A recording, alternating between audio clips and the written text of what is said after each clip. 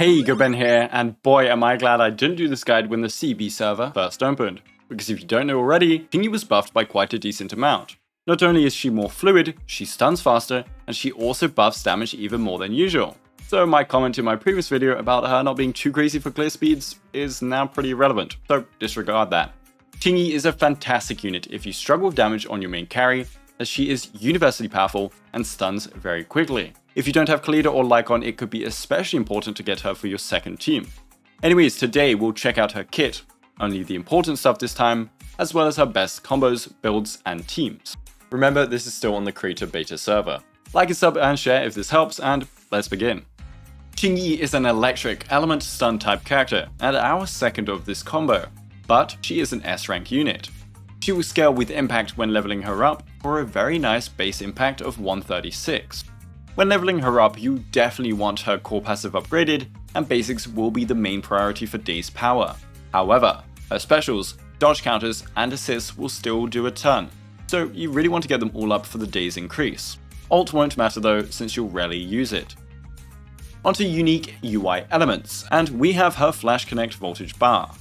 Take it as a bar of 100, with it being filled up every time you do electric damage on any ability.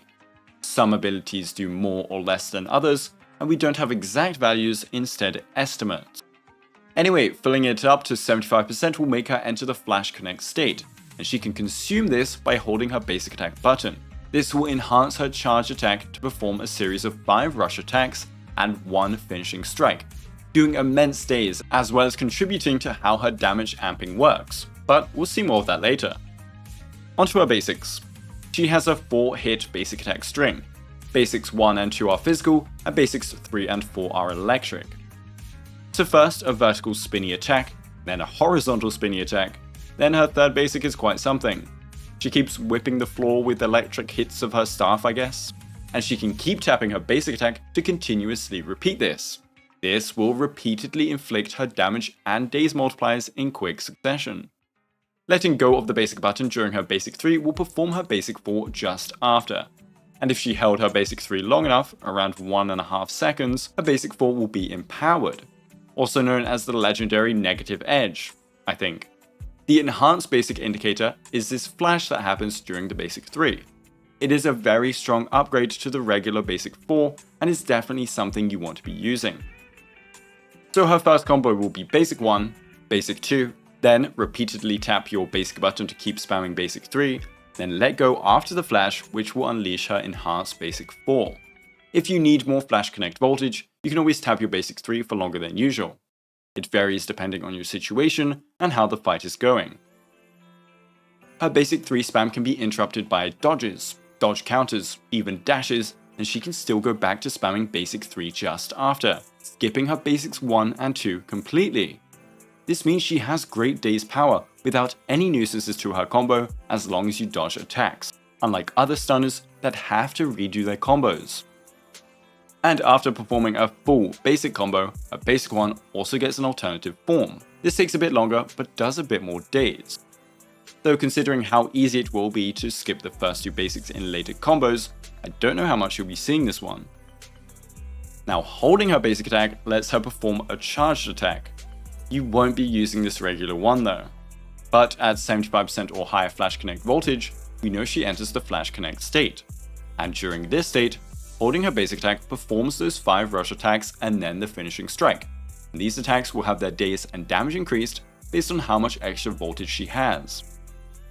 So her combo will be at 75% voltage or higher, ideally 100%, hold basic for a short while until she performs the full attack string.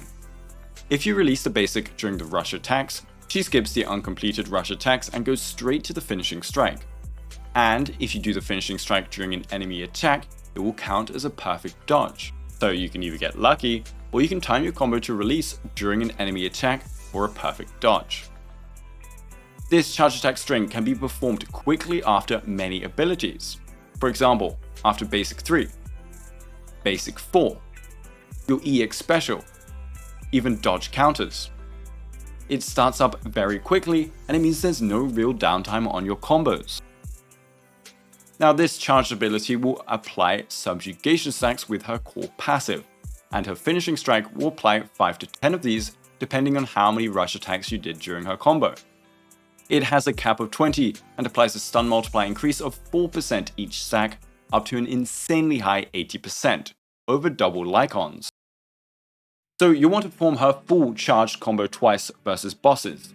If versus normal or elites, this stack application is doubled to 10 to 20, so only one combo is needed.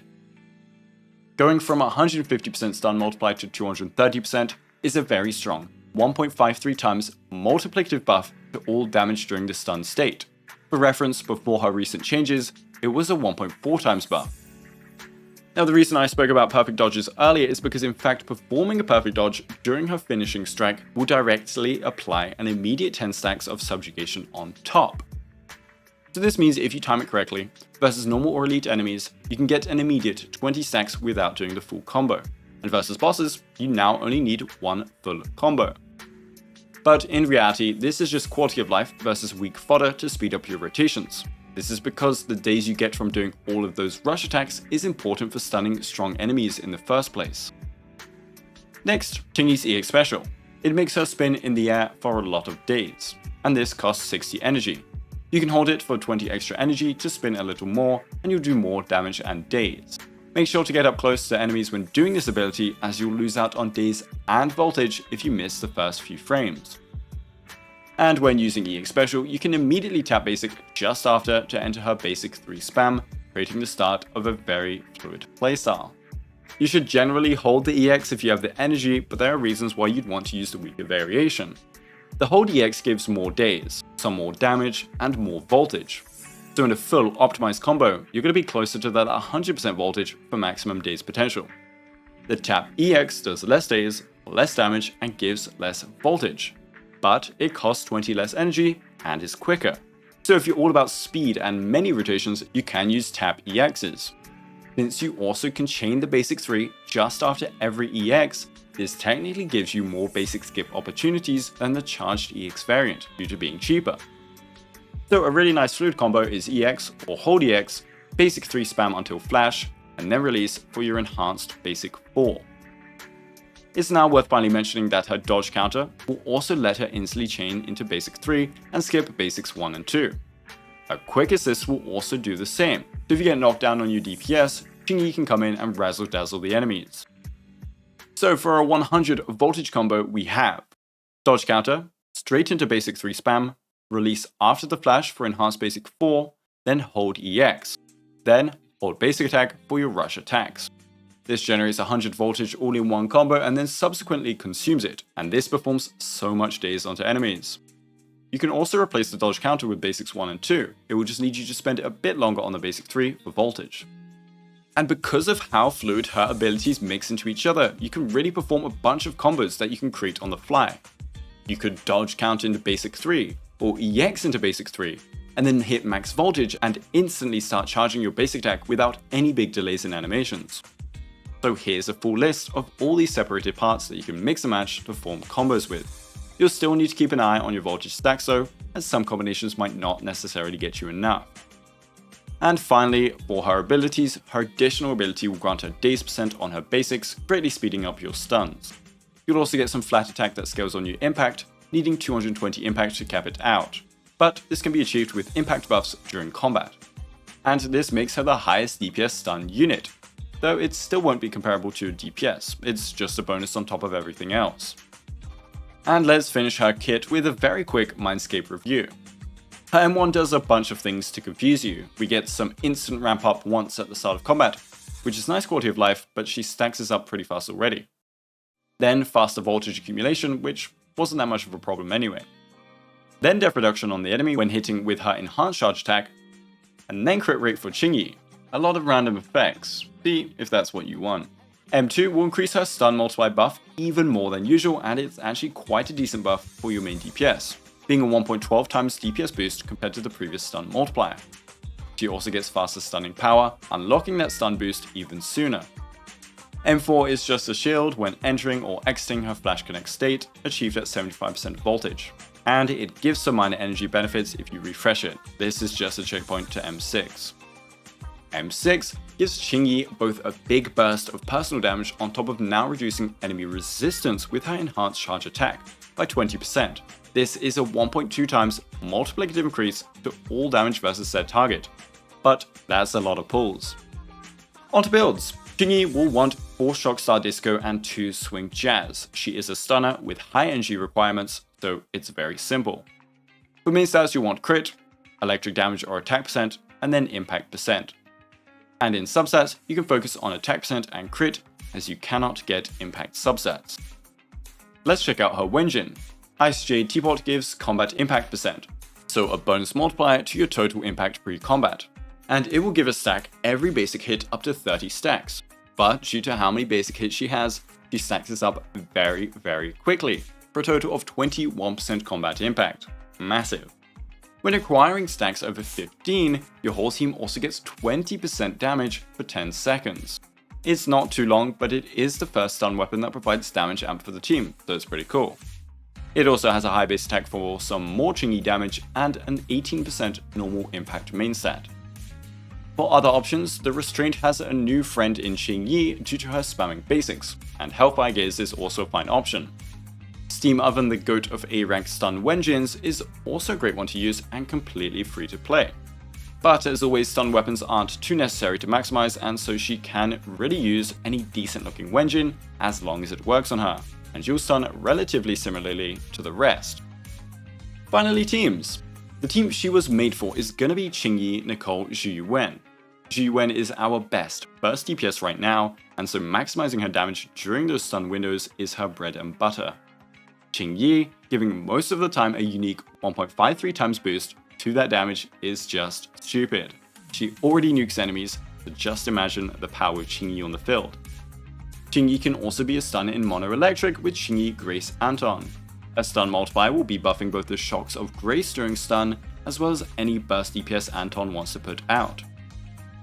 Disorder comps I think will also love her, as disorders are a one-time damage instance.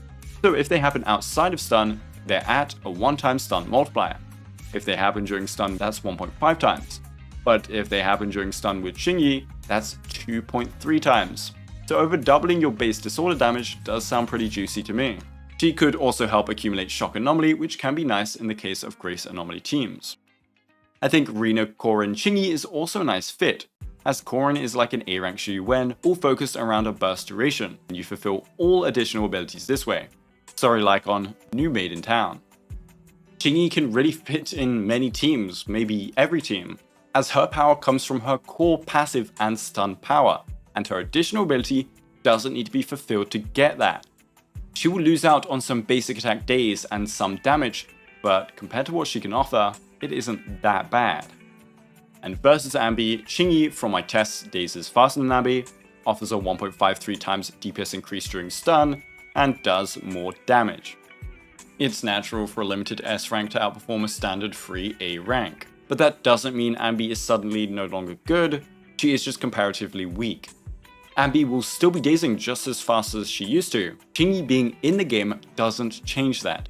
So let me know your pulling plans. Are you pulling for Qingyi or Jane Doe? Or maybe you're focused on Seth? Anyway, thanks for watching and have a Guoba day.